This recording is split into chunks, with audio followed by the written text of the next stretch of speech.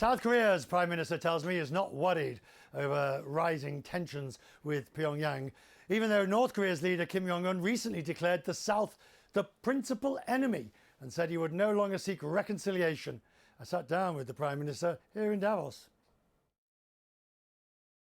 In our constitution, we made it very clear that Korea should adopt liberal democratic order for the unification in a peaceful way. So no other forms of unification cannot be accepted emotionally and practically and legally by, Republic of Korea, South Korea.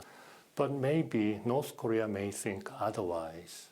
They think that possibly their regimes may prevail in the process of unification, which is totally not acceptable. Do you worry at this increase in military? More missiles being fired. And that's even before we get to the nuclear question. But I mean, does that concern South Korea?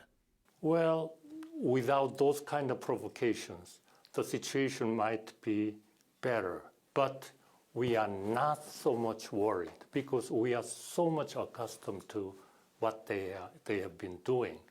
While they are saying that, okay, we should be unified and we should be one country, we are the one people, but what they have been doing is not in compliance with what they are saying. So, two things are clear. We will open our doors and windows for negotiations, dialogue, and diplomacy.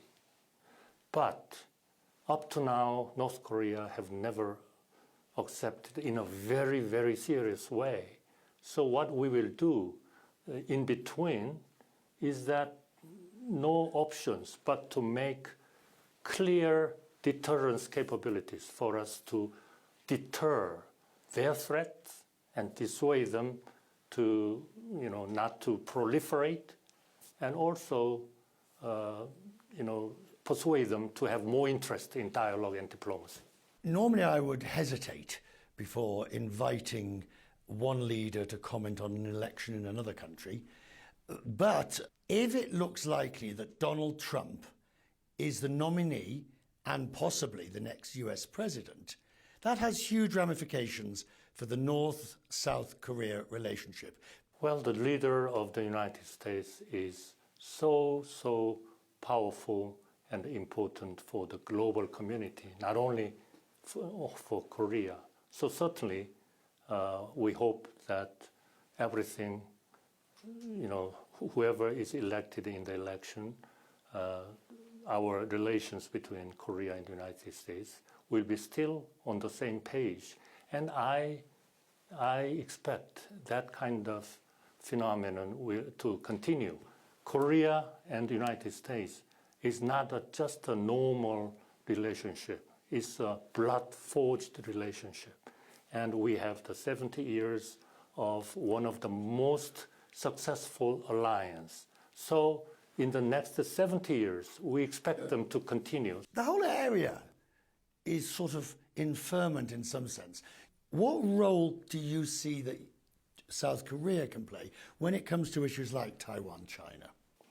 Well, first of all, the peace and stability in the Taiwan Strait is critically important to Korea and also for the region and maybe for the world.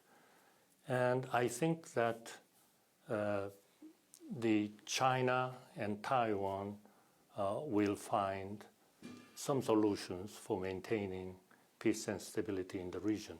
Korea's diplomatic positions toward China and Taiwan has never been changed.